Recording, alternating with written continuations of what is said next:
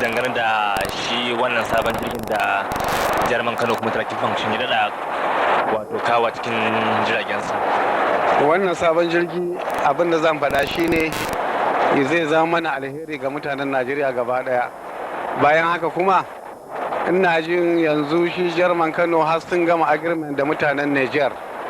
Firaminista ya turo musamman daga Niger saboda suna kiran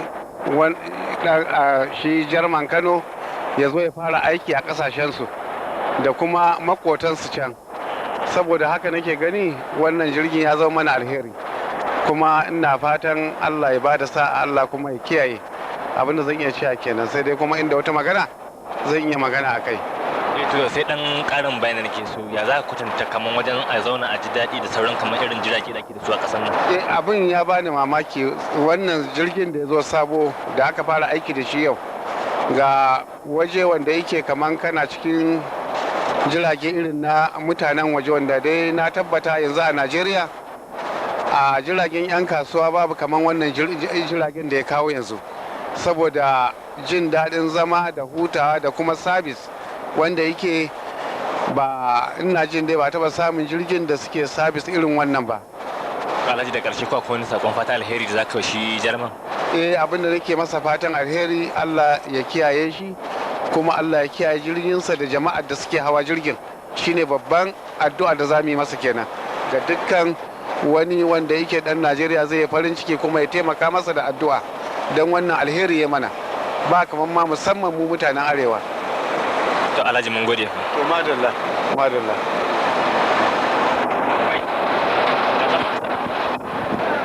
To Alhaji, me za ka ce dangane da shi wannan jirgi da jar mai kawo cikin wato jiragen sa halin yanzu? Well, hakika wannan jirgi da aka kawo ya kai daidai da kowanne irin jirgi a kowace ƙasa a cikin duniya wajen daɗin zama da tafiya, da kuma mutum ya ji lallai ba haufi a cikin tafiyar da yake, saboda jirgin ingantacce ne kwarai da gaske. Sai dai kuma abin da ya rage shine zan iya ba da shawara cewar Kabo Air, wato kamfanin sufuri na Kabo, sai ya rinka kulawa da haƙƙi na fasinjoji, domin kuwa haƙiƙa yanzu mutane za su yi ca a kansa domin shiga jiragensu. Wannan shine abin da zan iya magana akai. So then, Alhaji, what can you say about the new plane that the Kabo plane has just added into its fleet of planes? Well, by all standard, this aircraft is as good as any other aircraft operating anywhere in the world, because it has got all the facilities you require, it has got all the services, and it is very safe. As you can see, it's very stable, very comfortable aircraft. The only thing is that Kabo Air now should look into the welfare of their passengers on the ground and make sure that passengers are being taken care of properly, and the sky is his limit. Then, sir, any congratulatory message to the German Kano and tracking function for acquiring this new fleet? Well, there is no point for congratulating him, because if you look at Kabo Air, it's God's wish. Nobody helped him, and nobody should congratulate him for anything, because this is God's wish, and very soon this airline will be the prime airline in this country. So there is no point in saying congratulations, because everything is going on very well for him right from the start of his business, and is continuing better and improving better and better every now and then. All right, thank you very much, sir. Thank you. Well, sir, what can you say about the additional plane, the present plane we are now in, that the Kabo German Kano tracking function has acquired, which is fleet of planes? It shows that Kabo as a company knows what they are doing. They know what they are doing, and having added another Boeing 727 to the fleet of aircraft they have, I feel the management, they know what they are doing. Yeah, that's it. So how can you compare this plane in terms of comfortability and the type of services rendered with other airlines in the country? I cannot say that because you see, we are in the first class. The comfortability is guaranteed. At least you see the way we are relaxed. I'm fully relaxed, and in fact, I didn't even know when we got to this place. It's but in the next 5 minutes we'll be landed in Lagos. The comfortability is guaranteed. Yes. And so do you have any message to Kabo Air towards improving its services? What I have to advise the company is to maintain the standard. It's difficult to attain a standard. Maintenance is another thing again. You see, if they have to maintain this present standard, I feel he will have nobody to compete with him in the airline industry. That's it. Thank you. Thank you very much, sir. Thank you. Yeah, advisor, me za ka ci dangane da wannan jirgi da dan Kabo yanzu ya karo cikin jiragen sa? Alhamdulillah, wato in ka duba tsarin tashin da aka yi tun daga tashi har ya zuwa sama da yadda su ma'aikata suke lura da mutane, wani abu ne da za a yaba kuma ci gaba ne a bangaren wato kamfanoni da suke zaman kansu da suke aikin sufuri a Najeriya. So da haka muna godiya ga shi kansa wannan kamfani na Kabo Air wanda ya kara taimakawa wajen rage cinkoson fasinja a Najeriya. In ka lura da ka cewa daji ya kamata a tashi, amma saboda lura da lafiyar mutane yanayi ba shi da kyau aka ce ba za a tashi ba. In wani jirgin ne mai haɗama sai ce a tashi haka nan ba tare da la'akari da lafiyar fasinja ko wani abu ba, saboda haka wani abu ne mai kyau. Alhamdulillah, Allah ya saka da alheri. Na tabbata an taimakawa sufuri a Najeriya, kuma jirgin yana da tsafta kuma tafiyar tana daɗi, ma'aikatan kuma sun iya aikin su, kuma alhamdulillah dai ba wani matsala. Alhamdulillah. Da karshe ban sani ko akwai wani shawara da kake ganin zaka bayar wa kamfanin domin ya daɗa inganta ayyukansa ga jama'a? To shawara ita ce kawai dai a samu jirage da yawa, saboda akwai fasinja da yawa. Ya zama an samu yanayi ta irin za a daina cunkoso, a daina gudu, a daina hayaniya ko wani abu. Wato ma'ana dai an samu jiragen isassu akwai fasinjan da za su yi tafiya. So da haka za ka ga cewa insha Allah an rage cunkoson da ake da shi a Najeriya, kuma zai sa a samu competition a tsakanin su kamfanonin jiragen in an same su da yawa.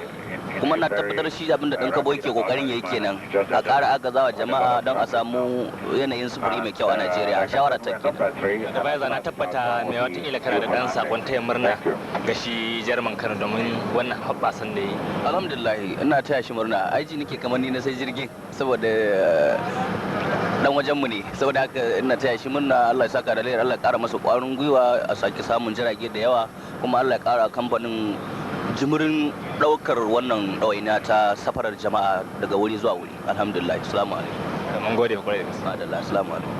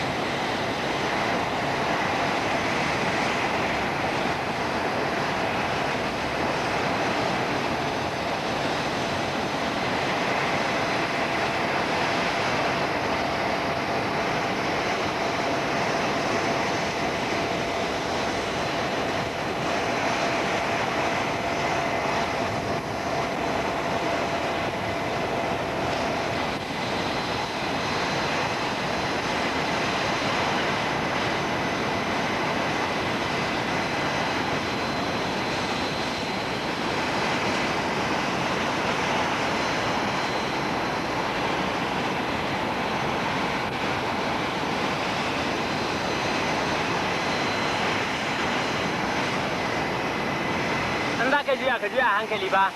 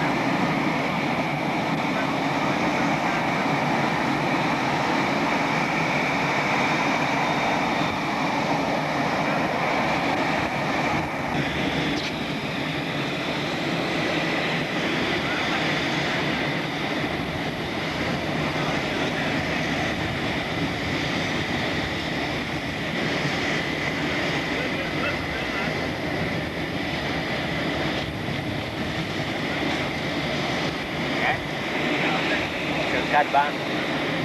Oh, fine.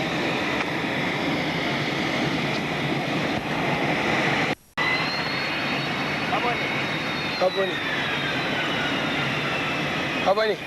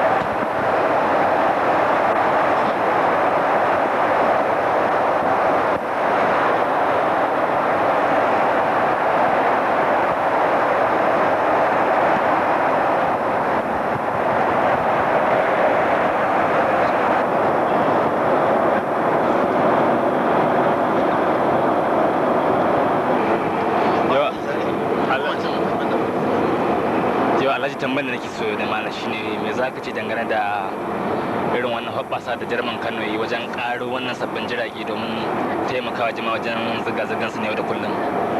Abin da zan ce gaba da maganar wannan taimako da yi, wannan kaman taimako ne wadda iwa Najeriya gaba daya da talakawan da suke cikin Najeriya da gwamnati, domin a halin da ake ciki yanzu wannan jirage da aka kawo ya cancanci da wannan lokaci. Muna buƙatar ɗan kasuwa kamar yadda Jarman Kano yake, wato abubuwan da ya yi dinnan wannan, to babu abin da za mu ce sai dai godiya, kamar ya yi sadaka ne. Kuma daga cikin harkokin da yake yi, ubangiji Allah ya kyautata masa harkokinsa, mu kuma Allah ya ba mu daidai gwargwado abin da muka sa a gabanmu. Ubangiji Allah ya ba Najeriya zaman lafiya da kuma samun karo arziki. To Alhaji, na tabbata an daɗe ana zirga-zirga irin jiragen ɗan Kabo, ba ma wannan ba, kuma mai watakila ko akwai wasu abubuwa da gani, to ba sani ko akwai shawara da kake gani za ka bayar domin a daɗa inganta wannan harka ta zirga-zirga? A kwarai da gaske akwai shawarar da zan bayar game da magana wannan kamfani. Mun cancanci mu bayar da shawara domin mun daɗe muna zirga-zirga a cikin wannan jirgi. Tun lokacin da aka sa wannan jirgi, ban da wani jirgin da nake shiga ban da wannan, kuma har yau da Allah ya kawo wannan lokaci ba na zata akwai wani jirgin da yake duk Afirka kamar wannan yanzu a zamanin da ake ciki yanzu. Saboda haka mun gode masa, ubangiji Allah ya ƙara mana arziki, ubangiji kuma Allah ya kyautata wannan business da yake yi. Allah ya sa wato abubuwan da yake nema duniya da lahira, ubangiji Allah ka tabbatar da shi. To Alhaji, mun gode fa. So how do you describe the efforts of the chairman of Kabo Holdings in providing this additional fleet for the transportation of people from Kano to Lagos? If your chairman can produce reliable service, passengers will appreciate it. It's absolutely necessary that the airlines keep flying on time, flying regularly, and flying punctually. This is most important. And your chairman's effort is well appreciated by all of us passengers. So apart from that, do you have any other suggestions towards improving better services for the people? Yes, you have to fly a national fleet, not just between Kano and Lagos. You've got to fly to other destinations, give passengers a choice of the airlines they want. But most important of all, you have to be reliable all the time, punctual and reliable. All right, thank you very much, sir. You're most welcome. So how do you describe the efforts of the chairman of Kabo Holdings towards providing additional fleets towards boosting the transportation of people from Kano and Lagos? Yes, I'm very grateful to the management of the Kabo Airlines because the airline is the most modern, and indeed I'm very happy to see such availability of the plane in Nigeria. And I pray that nothing happens, that we would continue to enjoy the good service of the airlines. And so do you have any advice towards improving its services? Well, for me, I can see that you have enough space in the aircraft now, and then there will be no need for people to be rushing to the touts for any ticket, which is more encouragement to passengers to patronize you. I believe as it goes on, as of now, there is no shortcoming. I don't know yet whether there will be any in future, but as of now, I could not see any shortcoming because everything is quite ideal. But I believe that you will recruit more decent air hostesses to take care of passengers. All right, thank you very much, sir. Yau Alhaji, ya kake gani game da kokarin wannan kamfani wajen karo jirage domin sai ya ci gaskiya wato san inganta irin zirga-zirga da ake da ta kasa musamman ma ta jirgin sama? Abu ne mai kyau idan ya karo jirage, amma bayan haka shawarar da zan ba wannan kamfani shine mutane da yawa suna da sha'awar su rinka tafiya a cikin jiragen su, amma don Allah da annabi abin da za a yi a rinka duk lokacin da aka sa a kokari a tsaye da shi idan zai tashi bakwai don idan fasinja suka san haka lokacin da kamun lokacin ya yi an cika jirgin amma ba dabara ba ce a ce bakwai a ta jan lokaci a ta jan lokaci da shawarar da zan bari kenan abu ne mai kyau kwarai da gaske Allah saka musu da alheri. Alhaji mun gode ba. Kokarin wannan kamfani wajen karo jiragen sama har guda 3 domin su taimaka wa zirga-zirgar jama'a. Wannan abin alfahari ne a wurinmu a ce dan uwanmu dan arewa kuma ba Kano Allah ya bashi ikon da har zai yi wannan abu, saboda haka mu a kullum wannan abin alfahari ne babba a gare mu, kuma duk iyakacin kokarin da za mu yi maga cewa mun yi patronizing dinsa dole ne mu shine abin da zan iya cewa, kuma muna matukar masa farin ciki, muna kuma fatan Allah ya ba mu wasu ma 'yan arewa su ma ikon yin wannan abu, shine abin da zan iya cewa. To Alhaji ban sani ko akwai wasu shawarwari da kai gani zaka bayar domin a ga cewa na da inganta wannan harka ta zirga-zirga na musamman na wannan kamfani? Shawari shine kyautuwa yayi a ce 'yan uwanmu 'yan arewa mu dinga kishi abin da duk Allah ya mallaka mana.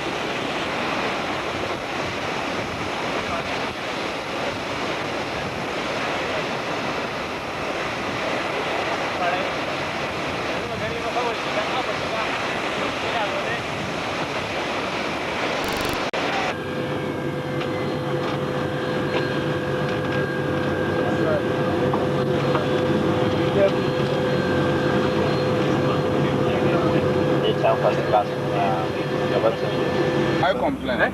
This runway now is this very runway is closed. We are using the other one.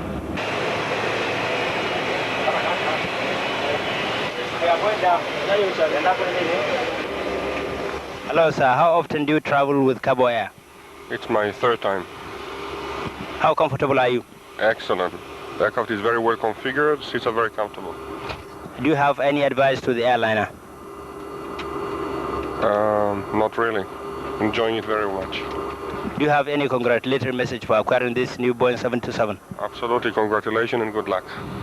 Thank you.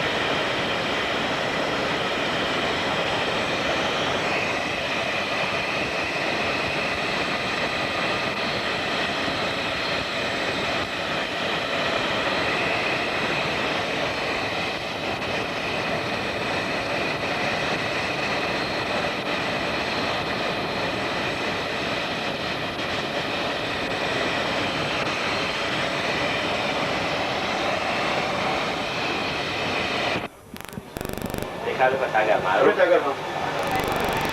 saboda ƙara ba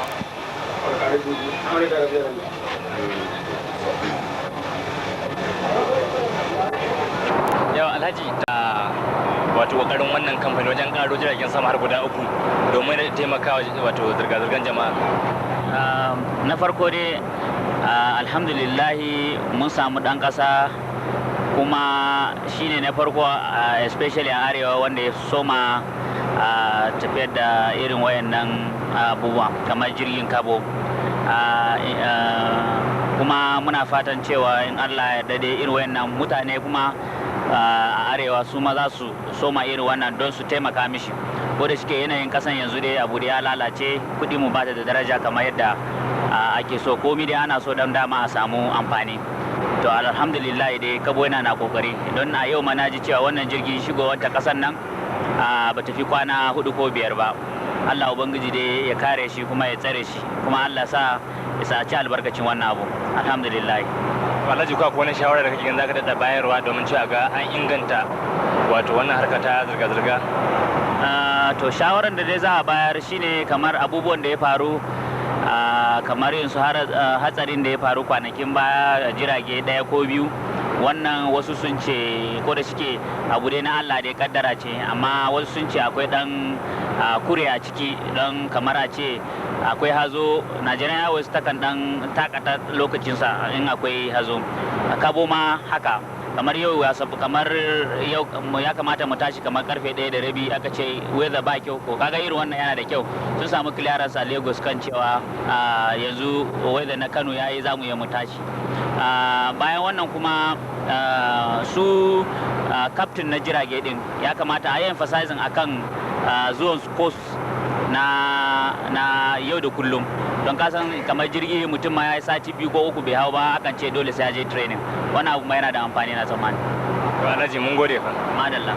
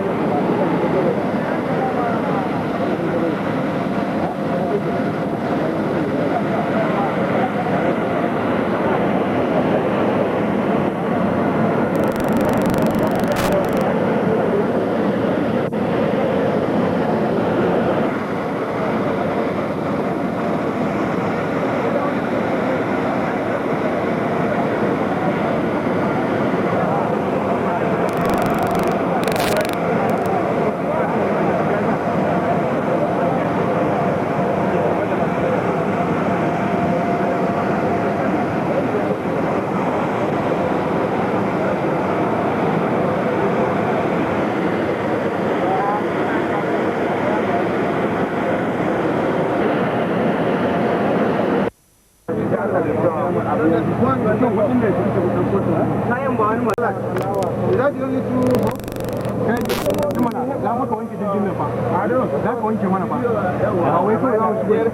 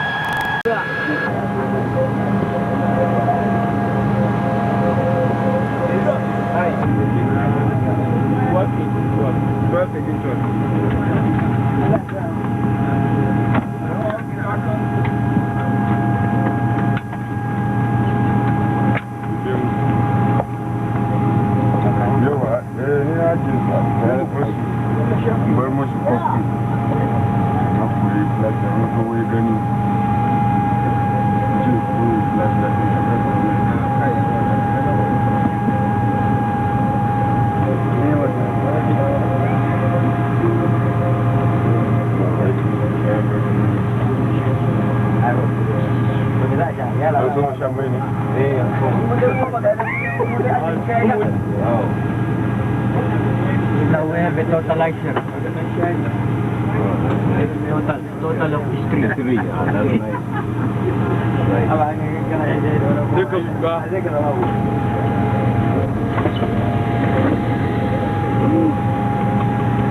Don't take anything from the cup, please. No, I'll use the blue sir. In kana ganin za sai ta kwana a gurina da safe.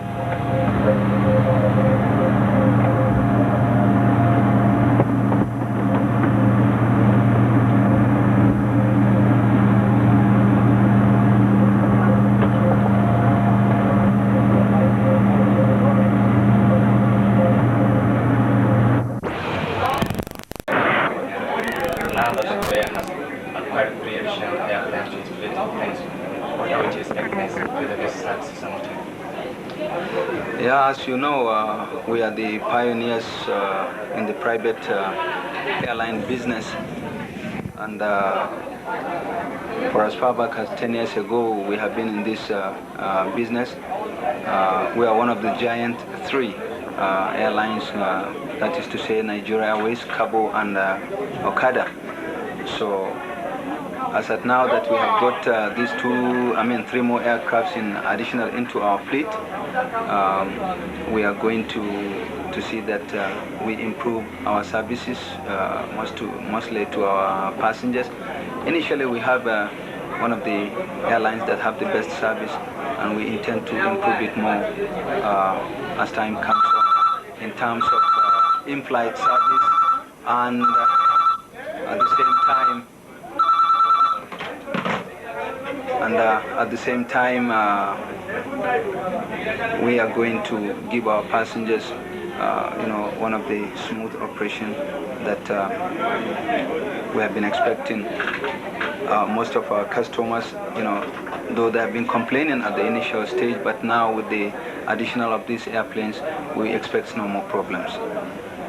Okay, the issue of providing an additional staircase, especially to the three acquired 727 Boeing planes, to not be overemphasized in view of the fact that in some of the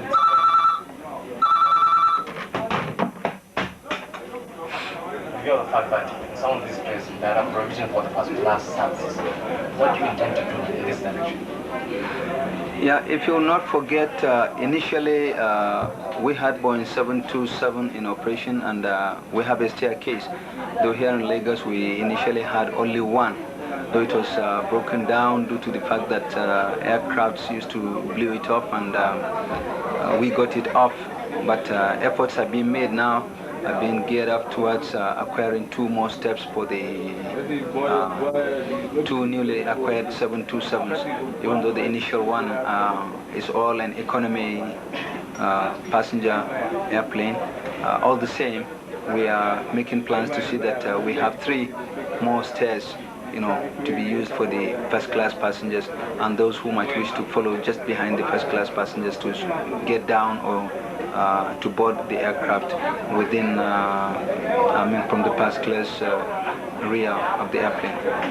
Then on the last note, on the upside of customers, how do you intend to cope with the influx of customers, especially on the Lagos Kano routes?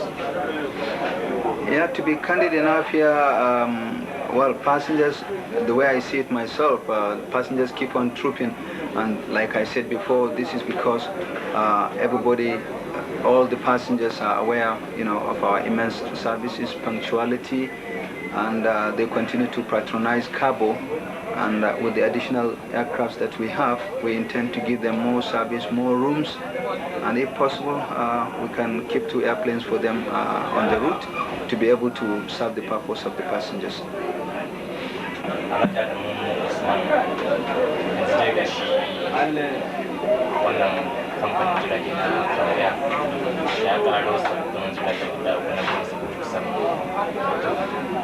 Gashin za su samu wannan ƙarin tuwa yanzu yana aka sa gaba da ake fatan ci inganta da samu su ga kan samu nasa ayyukan da gudanarwa da samun to yanzu dai da ƙarin waɗannan jirage namu da muka yi, alhamdulillahi, dama a cikin 'yan kwanakin nan mun san da zuwan waɗannan jirage, to gashi mun riga mun same su. Fasinjojin yanzu ba su da wani damuwa a game da kan misalin zuwa arewa yadda da ake turarreniyar wahalar shiga jirgi. Yanzu kuwa gashi Allah ya sa mun samu waɗannan jirage, har ma suna da wato aji na gaba guda 14, sannan kuma da aji na baya 131. Duk da haka sai ka ga wani lokaci jirgin bai isa ba, to amma tunda Allah ya sa mun samu wannan ƙari, yanzu fasinjanmu na arewa misali, wanda su ne suka fi yawa, suke wahalar tafiya na baya, yanzu ubangiji Allah ya yanke musu wahalarsu da waɗannan jirage. Ga sunan masu daɗin tafiya, ga kuma fili gurin walawa, ka miƙe ƙafarka yadda kake so. Fasinjanmu yanzu masu zuwa Kano, Kaduna, misali Maiduguri ma haka, a kusan wahalar su ta riga ta yanke, insha Allah. Tun da ka ɗan taɓa batun ajin farko a kan sun ɗan taɓo wannan, kamar misali a nan kuma ka duba jiha wajen matattakala da kan aji ta ga yawan jirage sai ta tun da ke gashin kun fi wannan sabon tsari wanda ke jirgin wannan yana da wannan ajin farko, akwai wani shiri da kuke don kuka cewa kun ƙara irin wannan matattakalar domin rage irin jeran gwanan da mutane suka yi kamar su akwai, kuma in ba za ka iya mantawa ba, dama can muna da wannan matattakala wanda a baya, a shekarun baya da suka wuce, amfani da irin wannan jirgi mai kirar takalar gaba da kuma ta baya a jikinsa. Saboda irin wannan cinkoso muka samu, mutane suna kakkarya mana wannan matattakala, shine muka yi wato matattakala wanda za a turo a zo a dangana ta ga jikin jirgi, sa'in nan kuma fasinja su sauka da dai sauransu. To ko da yake mun samu dan cikas a yawancin inda aka ajiye wannan matattakala, jirage masu motsawa daga nan suna hura iskar inji ta tutture ta dan kakkarya wannan matattakala. To amma duk da haka mun riga mun yi wani dan kware-kware na samun waɗansu matattakalar guda 2. Yanzu ma haka za mu ƙara da wannan wacce ta lalace, ita ma za a ta da ita a gyara ta, kaga mun samu cikakken matattakala kenan. Ba a ce fasinjan da ya shiga aji na farko, wanda shi ya kamata a ce ya fara sauka daga gaba da hanzari, kuma shine zai sauka na ƙarshe daga baya ba. So nan da ɗan kwanaki zan ce insha Allah za ka ga waɗannan matattakalun, inda kowane jirgi yana sauka za a sa masa wannan matattakala. Fasinja wanda suke aji na gaba, yadda suka fara shigowa kamar misali daga Kano, za su fara sauka a nan Lagos ma haka.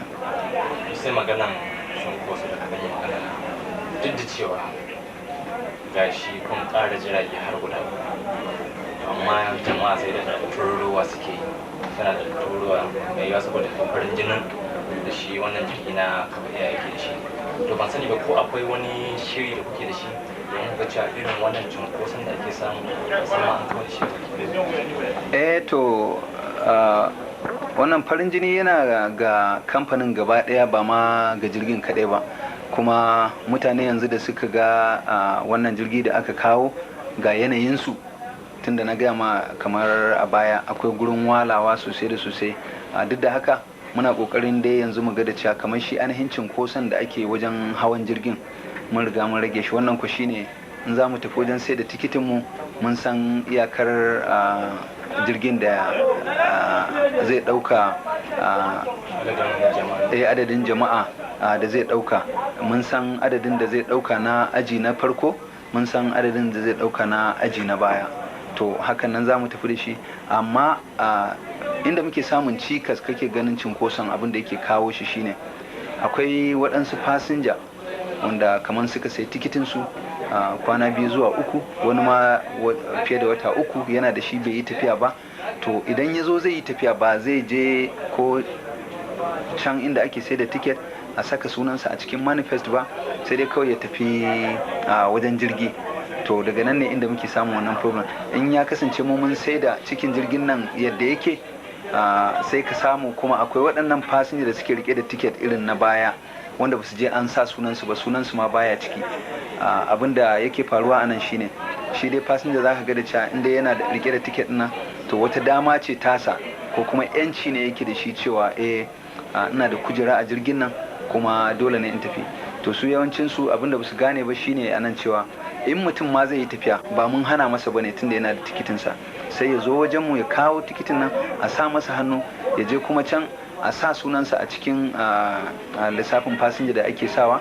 Saboda haka kaga in ya riga ya shiga cikin wannan, to mu kuma a tiket da muka fito da shi na sayarwa za mu cire guda ɗaya mu ajiye. Kaga shi bai tsare wani guri ba, wanda kuma ya zo sai tikiti a wannan lokaci shi kuma bai rasa guri ba. Abin da yake faruwa kenan.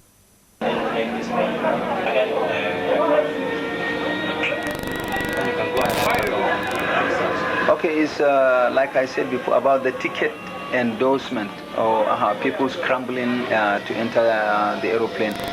This usually happens when some of our numerous customers that have or bought ticket initially don't go to the check-in counter to get their names manifested, and or they don't bring their tickets to the office here to endorse it for or to validate the ticket, for traveling. So like we did or like we used to do, whenever we are going to our check-in counter, we take tickets that the same number of aircraft seats, both first class and the economy class. In that respect, you will see that those passengers who comes to travel on board our aircraft with a previous ticket, actually blocked other people's chances. This is because they don't go to the counter to get the ticket manifested. But if they do that, then when your ticket is endorsed, we take it to the counter, we manifest it, so we reduce it by 1. We reduce the number of tickets that we are going to sell by 1, because that passenger with the previous booking has taken over a position of somebody. Instead of selling all the tickets and getting into the airplane without a passenger with a valid ticket, or somebody who bought his ticket for the very particular flight is boarding without having a seat. So we are appealing to our numerous passengers who have previous tickets to always please bring it for further endorsement, and at the same time take it to the counter for their names to be manifested, thereby not blocking any other passenger's chance of traveling on board a particular flight or to a particular sector. Thank you very much.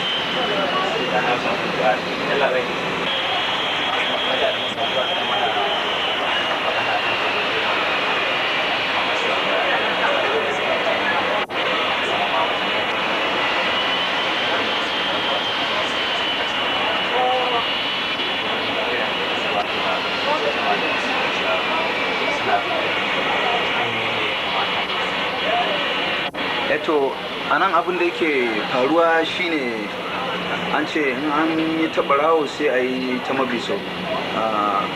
Yawancin fasinjojinmu ba su son zuwa wajen sayan tikiti su da kansu. Abin da yake faruwa a nan shine sai su samu waɗansu su tura, ko kuma in sun je ba za su bi layi ba. Bayan ba su bi layin nan ba, 'yan kamashin nan suna nan, wanda yawancin fasinjojin da kansu su suke jawo waɗannan 'yan kamashin wanda suke kawo su je ka siyo min tiket. Amma shi fasinjan nan sai ga da cewa ya fi karfin shi da kansa ya je a yasa, to su ma suna jawo problem ɗin da kansu. Amma in mutum zai tsaya ya bi layi da kansa, zai samu tikitinsa daidai daga wajen ma'aikatanmu, waɗanda yake in ma akwai wani abu da ya taso ya san wanda ya saida masa tikitin nan, kuma zai iya cewa lokacin da na je wane ne ko kuma wance ce ta saida min tikitin nan. To amma abin da yake faruwa sai ga mutum ko ya je VIP ya zauna wato ɗakin masu hali dai inda suke zaman hutawan nan, shi ba zai je da kansa ya siyo ba, ko kuma wani kuma da ya zo ya ga layi ya yi yawa sai dai kawai ya tsaya yana neman yadda zai yi.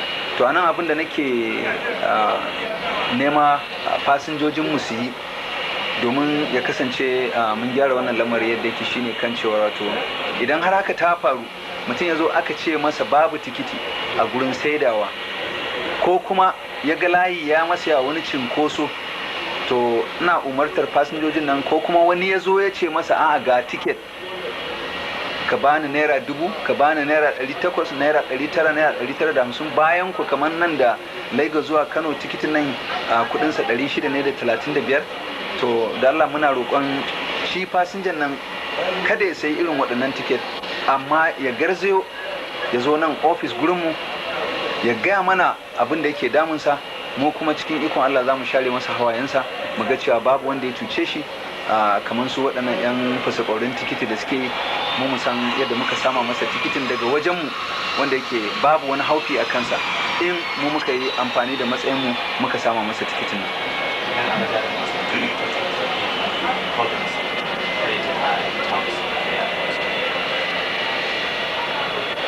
Okay, here what I'm trying to appeal to our numerous customers about buying tickets from tout. We have this airport for quite a number of few years or so, even though the Nigerian Airports Authority are trying to do their possible best to curb touting around. But most of the times, most of the problems being encountered by our customers are being contributed more by the customers themselves, I'm sorry to say. This is because some of the customers or numerous passengers feels they cannot follow the queue to get the tickets. Instead, they prefer to just go to call one of the touts who is either known to them, or come and buy me a ticket. They will go to a counter, we buy the ticket, or we sell the ticket for them. We sell the ticket to them at the normal rate, but eventually they will go and inflate the fare, thereby collecting 1,800 or so, as we have been receiving complaints from passengers.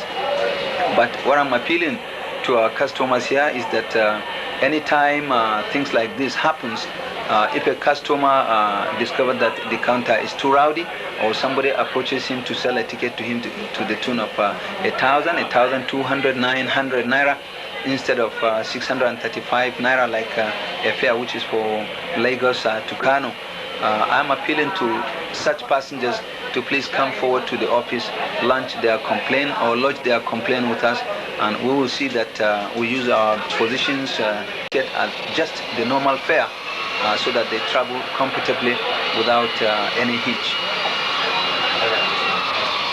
Thank you very much also.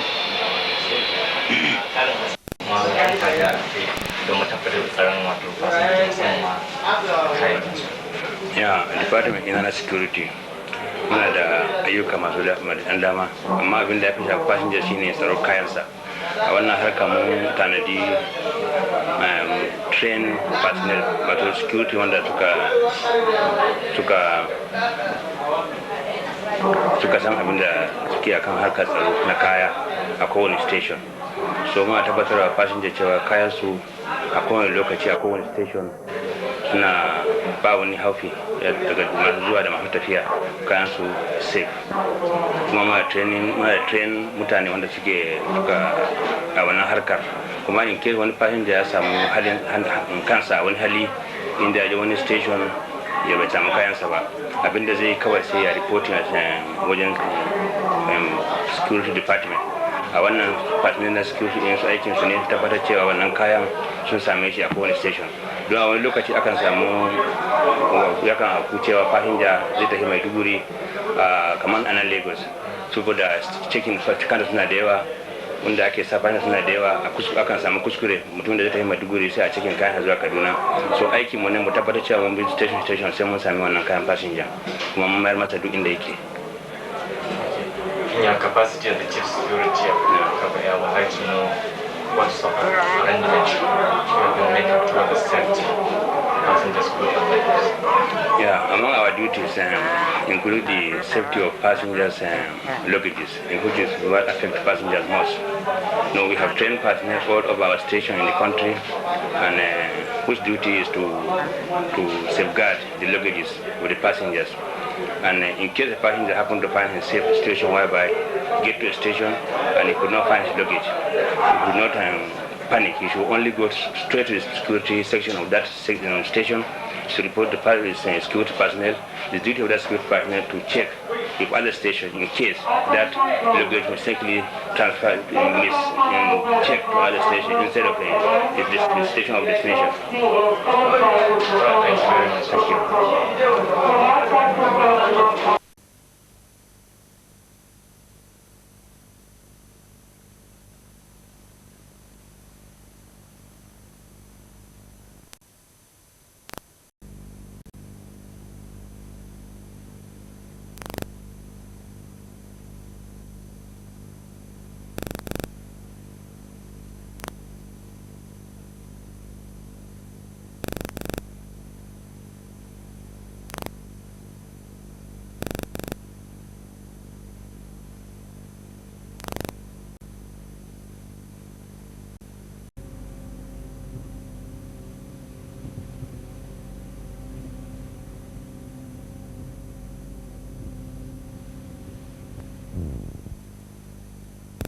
Thank you.